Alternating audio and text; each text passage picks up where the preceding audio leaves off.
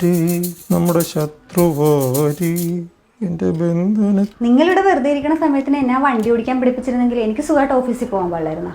അതിനിപ്പോ ആരെങ്കിലും വണ്ടി ഓടിക്കുന്നത് പഠിച്ചിട്ടാണ്?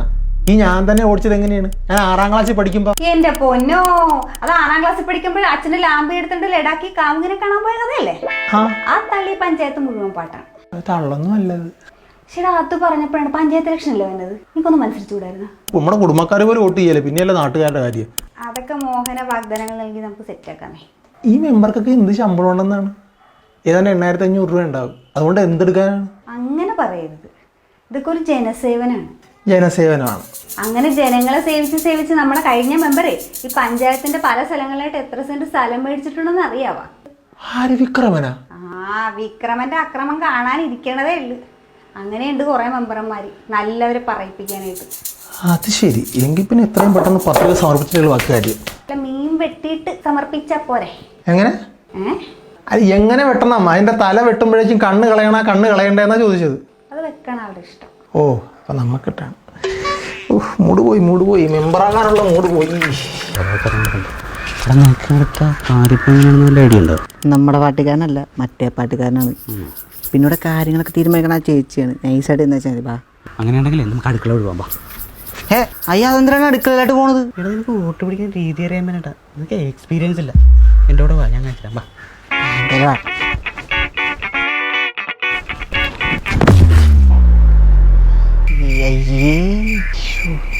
ഇത് പിടിച്ചെടുക്കാനാണ് ഇങ്ങനെ അടുക്കള പുറത്തേക്ക് വന്നത്.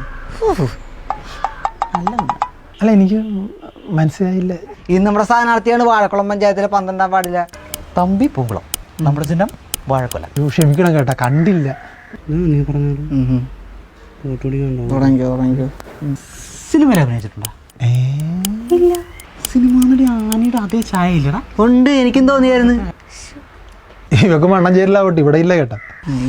ആനയ്ക്ക് ലേശം കൂടി വണ്ണമുണ്ട്. വാഴക്കൊല നിമണം. എന്തായാലും നമ്മുടെ വോട്ട് തമ്മിച്ചേട്ടനാണ്. നിമണം. അയ്യോ സന്തോഷം. ഓഹോ, ശരി. വേണ്ട, വോട്ട് പിടിച്ചേണ്ട. കറി ഉണ്ടാക്കിക്കൊണ്ടിരിക്കണ്ടേ? മാമനെ കൂടെ കൂട്ടുപോ കളിക്കാൻ?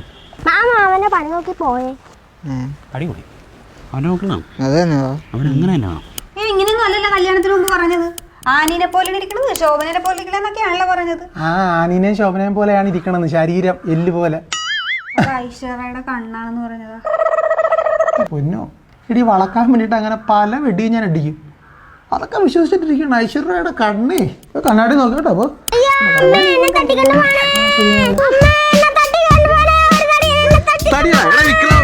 അറിയല്ലേ? കൊച്ചിന് തരുത്തിരിക്കേ. മനസ്സിലായില്ലല്ലോ. മനസ്സിലായില്ല. വിക്രമനാണെങ്കിലും മുത്തുവാണെന്നുണ്ടെങ്കിലും മാസ്ക് പോലും വെക്കാതല്ലേ വീട്ടിലോട്ട് കയറി വന്നത്. ഇത് എങ്ങോട്ട് തള്ളിക്കയറി പോയാണ്. അവനറിയാവേ? ആ വിക്രമനാണ്. ഭാര്യക്കെന്നെ മനസ്സിലായില്ലെന്ന് തോന്നുന്നു.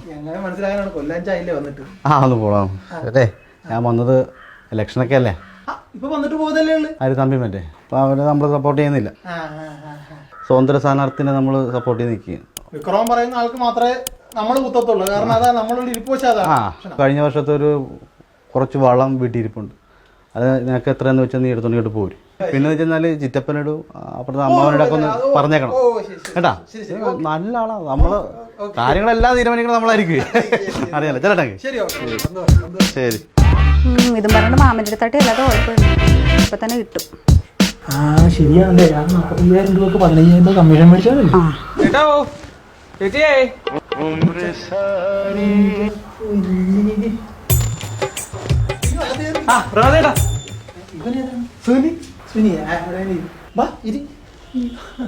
സുനി കേട്ടോ. സുനി ഉണ്ട്.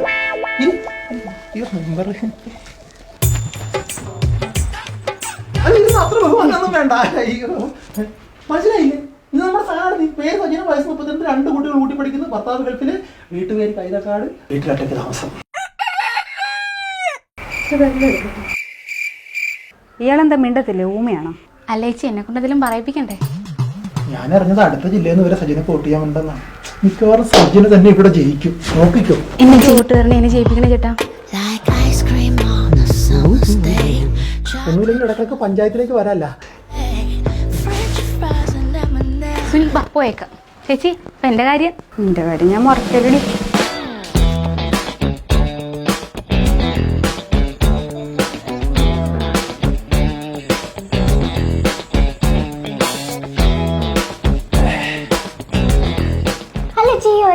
വോട്ടുണ്ട്? ഒരാൾക്ക് ഒരു വോട്ട്. അപ്പൊ ഈ വന്ന 3 പേരോട് വെച്ച പറഞ്ഞ് വോട്ട് തരാനാണല്ലോ. അത് പിന്നെ അവർ നമ്മുടെ വീട്ടിലേക്ക് വോട്ട് ചോദിച്ച് വരുമ്പോഴേക്കും നമ്മൾ തരത്തില്ലെന്ന് പറഞ്ഞ് വിടുന്നത് മോശമല്ലേ? ഇതാകുമ്പോൾ അവർക്കൊരു സന്തോഷമല്ലേ? അപ്പൊ പിന്നെ ചാർക്കാണ് വോട്ട്. അച്ഛ വോട്ട് ചെയ്യുന്നത് നാടിനും നാട്ടുകാർക്കും ഒക്കെ നന്മ ചെയ്യുന്ന നന്മപരങ്ങൾക്ക്. അച്ഛ ഒരു നന്മപരത്തിനെ കണ്ടുവച്ചിട്ടുണ്ട്. മക്കൾ വരുന്ന് പഠിച്ച മക്കളെ ചെല്ലേ. നിങ്ങൾ ഉദ്ദേശിച്ച നന്മ വരെ ഏതാന്ന് എനിക്ക് മനസ്സിലായി. ഏതാണ്? എന്തോ ഒരു പേരായിരുന്നു അവിടുത്തെ. അത് പിന്നെ പാവം ഒറ്റക്ക് താമസിക്കുന്ന ഒരാള്. ഈ കൈ കൊണ്ടല്ലേ ഉപ്പ് കൊടുക്കാൻ പോണു. അയ്യോ, നീ ഉദ്ദേശിക്കണം നന്മപരമല്ല ഞാൻ ഉദ്ദേശിച്ചത്. നീ ഉദ്ദേശിക്കണം